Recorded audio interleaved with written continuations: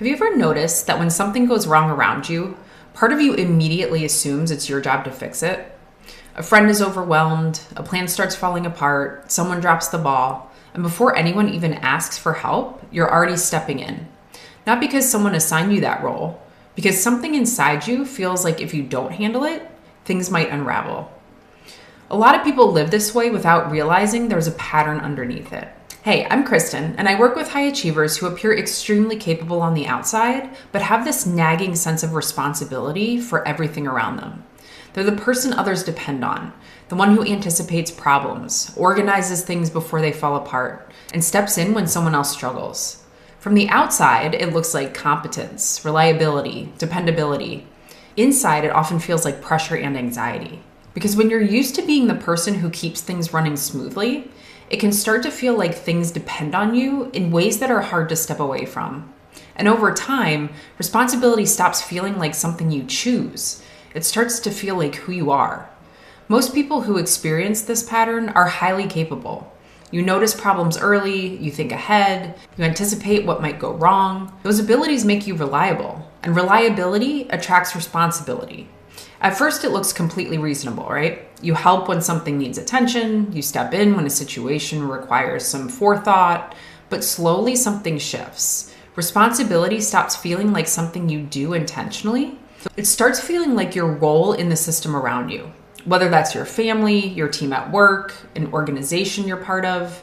So when something feels uncertain, messy, or emotionally tense, part of you moves toward it automatically.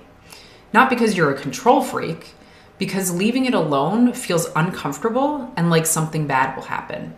Almost like ignoring something that requires your involvement. So here's something many high achievers find relatable once it's pointed out. You trust what you can do. You know you can solve problems. You've handled complicated situations before. People rely on you because you consistently show up. But there's often a quiet gap that sits underneath all of that. Part of you trusts your ability to handle things. Another part quietly believes your value in this world depends on it. So when you're not organizing something, fixing something, or helping someone move forward, that second part begins to feel uneasy. If I'm not contributing, what exactly is my purpose here? That question creates a lot of tension. And the fastest way to relieve that tension is simple: become useful again. For many people, this pattern didn't begin in adulthood. It actually began in childhood environments where being easy, helpful, low maintenance, that all made life smoother. Maybe there was a lot happening emotionally in the household. Maybe one parent carried too much and needed support. Maybe being mature or responsible earned approval. Children are incredibly observant. You didn't consciously decide to become responsible for everything. You simply noticed what worked. And when you helped, things felt stabilized. When you were mature, people responded positively. When you stepped in, situations improved. So part of you learned something important very early. Being useful makes you valuable. And once that operating system works, it tends to stay in place. So let me tell you a story about one of my clients. He came to me feeling constantly overwhelmed. He was deeply involved in his religious community, and at first it started in a way that made sense, right? He volunteered occasionally, helped with events, showed up when he could. But over time, his level of involvement kept increasing, and he was saying yes to more responsibilities, taking on more roles, filling in gaps whenever something needed attention. The organization knew they could rely on him, so he assumed more responsibility. And then eventually, he found that most of his free time was committed, and he was resentful. So when I asked him why it felt so difficult to step back, he paused for a moment and said something very simple: because this is what a good person does. So that belief wasn't loud or dramatic, but it was shaping his decisions in a way he didn't realize. Part of him genuinely cared about contributing, but another part believed that saying no meant he was letting people down or not being who he was supposed to be. So even when he felt stretched thin, that part kept him saying yes, not because every responsibility was his to carry, but because stepping back felt like stepping out of who he believed he needed to be. And that's what responsibility as identity can look like.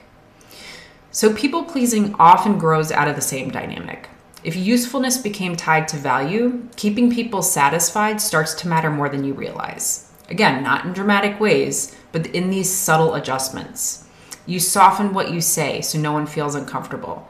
You anticipate needs before someone asks. You smooth tension between people so situations stay stable.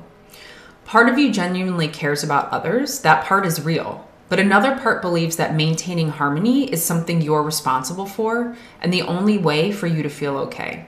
So when someone around you feels frustrated, overwhelmed, or disappointed, part of you moves quickly to resolve it because tension feels like something that needs fixing, and historically you've been the person who fixes it.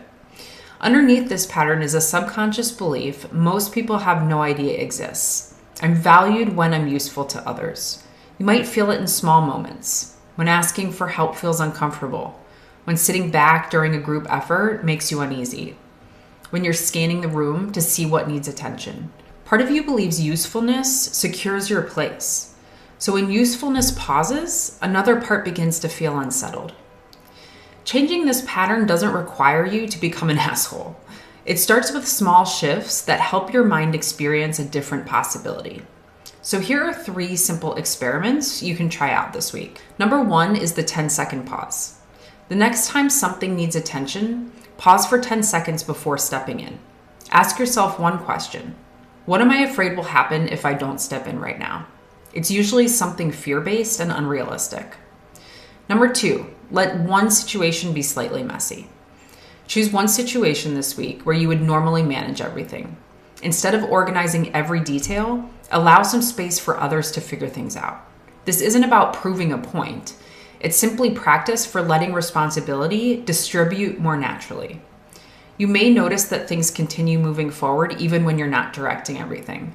Maybe not in the way you would have done it, or even in a way you like, but the point is alleviating you of that responsibility. And number 3, separate caring from carrying. The next time someone around you feels overwhelmed, ask yourself a different question.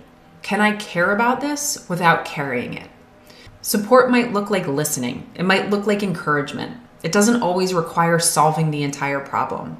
And fun fact, a lot of people actually get annoyed when you try to solve things for them. So when you begin separating care from responsibility, your relationships often feel lighter and more balanced. Responsibility itself isn't the problem. In many ways, it's actually one of your strengths. The shift comes when usefulness is no longer the only way you measure your value or emotional stability. When that shift begins to settle in, responsibility becomes something you choose rather than something you automatically assume. You still contribute, you still care, but you no longer feel like everything depends on your involvement. If you've spent years being the reliable one, it makes sense that part of you feels responsible for everything. That pattern probably helped many people around you, and it likely even helped you succeed. But there is another possibility available. You can care deeply about people while allowing them to carry their own responsibilities. Because caring and carrying are not the same thing. And when those two begin to separate, a surprising amount of pressure disappears. If this resonated with you, I'm curious about something. Where do you notice this pattern the most in your life? Work, friendships, family? Share it in the comments. Reading other people's experiences often helps viewers recognize the patterns within themselves.